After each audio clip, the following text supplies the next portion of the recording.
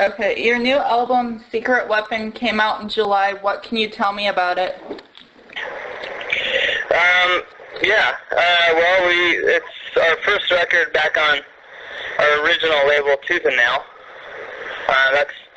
That's a pretty big deal. We left Tooth and Nail back in '97, and kind of falling out. When we left the label, was not on good terms, and we went to a major, and then we went to Side One Dummy, and then I don't know exactly how it all came about, but we were able to kind of patch things up with Tooth and Nail, and so over the course of a few months, we started talking about, maybe putting the record out on the label, and so we were psyched, and they were psyched, so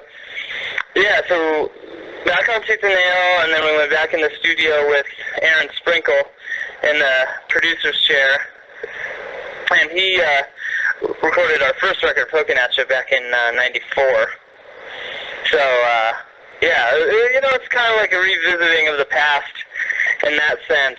And as far as the songs and the sounds and stuff, I think the whole idea was to go back to our roots,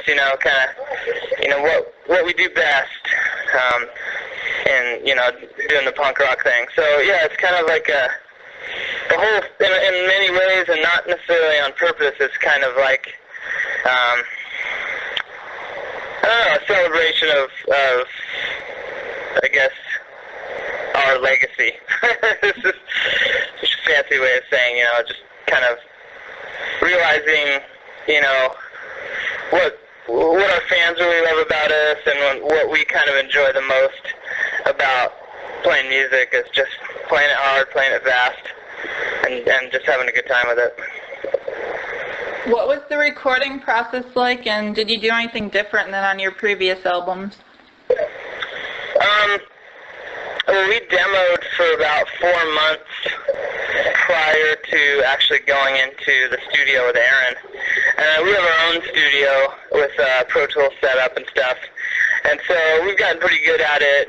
We do all sorts of little tricks like tempo mapping and stuff. So when we went into the studio with Aaron, we used the same, we just basically plugged our hard drive in with all the demos on it into his system, and they'll all come up just like they are.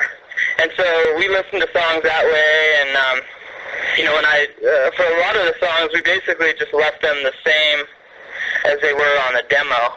We didn't, it was kind of like, if it didn't need fixing, don't mess with it. So, when I was tracking the drums, I was listening to all the stuff we tracked on the demo, like all the solos and all the backups. So, and typically you play live while you're tracking. So this was a lot different, but it was a lot more comfortable because I'd been listening to all these songs, how they were on the demos. So to track them to that, there's no this song now it sounds different because not all these other instruments are in there and stuff. So it went quick. I mean, we did the whole record in just over 2 weeks. So it was just insanely quick, just working non-stop. And actually we didn't even push ourselves that hard. I mean, I did 16 songs in 2 days, so that was pretty rough on the drums, playing drums all day long. I never really do that, so it's a little physically tasking, but I mean that stands out as something that we'd never done before. Normally the pre-production process is much more lengthy, but if the song was cool, we just left it, and if not, we track a new template, which is guitars and bass and vocals and stuff, and I just run down a couple takes of it and patch it up and call it good. It's not like the old days of tape where you had to really play it from front to back perfectly, or else, it was going to sound like garbage. How many songs did you initially write for the album, and how did you decide on the 16 that you chose? I think we got up to 22. 22 songs. Basically, the band, me, Mike, and Tom, we picked our favorites, and we had the label, a couple of the major players at the label came in, and, sat down. We just listened to the ones that were in question. There was probably, I don't know, there was 12, I think, that everyone agreed on. And then, so it was up to, there was basically 4 spots, I think about 10 songs had to fit into 4 spots. So, we just kind of went through and did a voting system, like this song, how many votes did this song get, just very democratic. So, yeah, for the most part, it just was a voting system to get the last 4 songs in. And the rest show up on the special edition. Not the rest, but a few more show up on the special edition, and then a few more we use for international B-sides. How did you decide the proper order for when you were mixing the album? I'm sorry, say again? How did you decide on the proper order for the songs on the album, so that... I don't know, usually, it's kind of picking the tracks for the record, we just kind of throw in our 2 cents.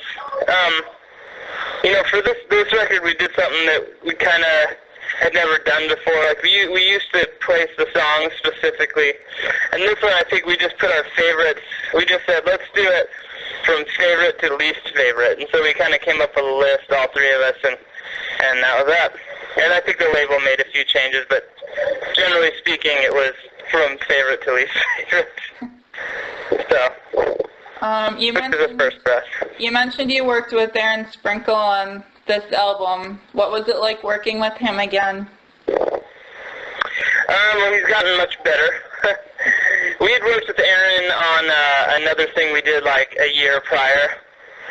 With Tooth and Nail, we re-released Let It Happen, which is a record we put out on Tooth and Nail about 10 years ago, and we recorded a few new songs. So we worked with him then, and we didn't have much time. And again, with this record, we didn't have much time. So he's good at what he does. He gets great sounds.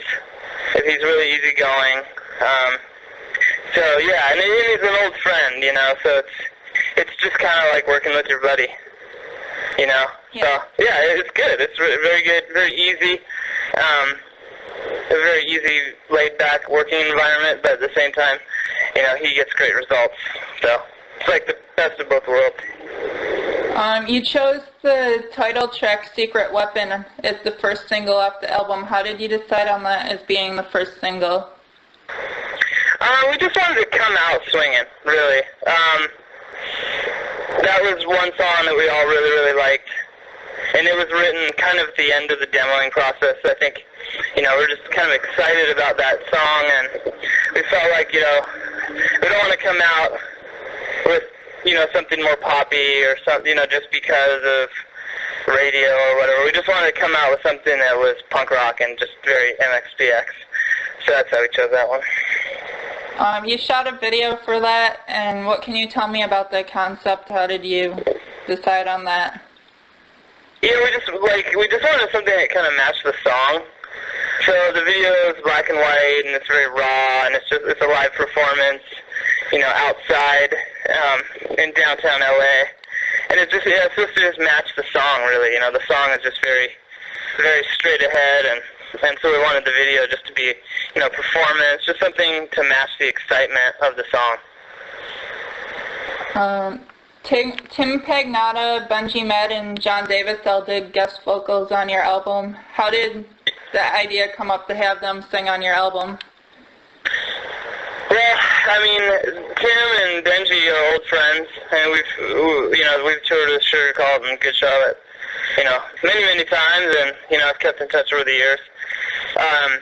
So, yeah, we just asked them if they wanted to be part of it, and, they were totally down to do it. And John Davis, we were really big Superdrag fans, and so Aaron Sprinkle was, we know John, but Aaron Sprinkle also knew John, so he asked John if he'd sing on a song, and he was, excited to do it, because, I don't know, we just sort of become friends over the years, and, our careers have crossed paths from time to time, and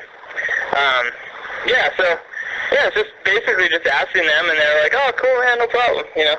It's real easy now with everything being digital. I mean, we just sent him the files, and he sang his part and sent us back, you know. So it's not like we had to fly him out to Seattle or anything. So it's very simple to do now, so yeah. There's almost nothing really in the way of doing that kind of stuff. You just returned from Japan about a month ago. How did the tour go? I'm sorry, the beginning cut off. Oh, I'm sorry. You just returned from Japan about a month ago. How did that tour go? Really, really well. Secret Weapon's doing really, really well over in Japan right now. So we played a festival called Summer Sonic, and there's like 200,000 people at this festival. And Japanese audiences are like probably the best in the entire world. They're just amazing. They love music, and they're not worried about being cool, and you know, they're not blasé about seeing concerts. They love it. They just absolutely have a blast. So playing in Japan's a treat because it's you know, best thing about playing music is playing live music and being in front of an audience that's having a blast, you know, listening to you guys play. And the Japanese are like the epitome of that, so it was great. Do you have any tours coming up for the rest of the year?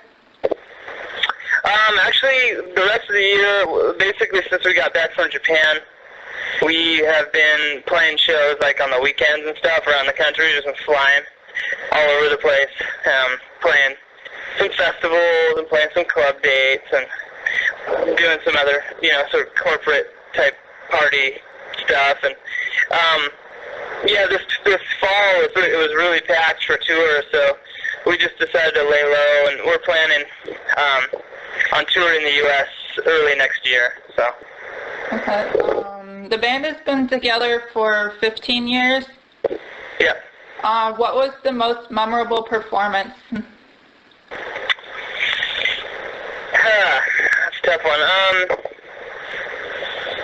Gosh, well, one of my favorite memories was we played, first show we ever played in South America was like 3 years ago.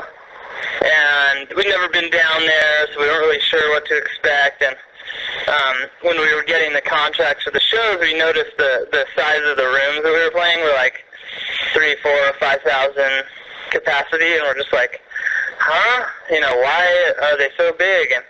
And the people were telling us, well, trust me, you know, those buildings are going to be full when you guys come down here. We're like, wow, that's crazy, you know, since we've never been down there, our records aren't sold there. So yeah, we went down there and played Sao Paulo, which is the big city in Brazil, and gosh, it was a sold-out crowd, about almost 4,000 people, and it was just unreal. It's just unreal. I mean, definitely South America rivals Japan for some of the best crowds. South America, they're just much more like, you get a sense of it's a bit more dangerous than Japanese crowds. You know, yeah. there's a sense of they could come up and kill you. So, but it was a great show. I think I'll always remember that show as being one of those moments. Do you have any final words you would like to add about the new album that we did not cover? No, I think I got it. Okay.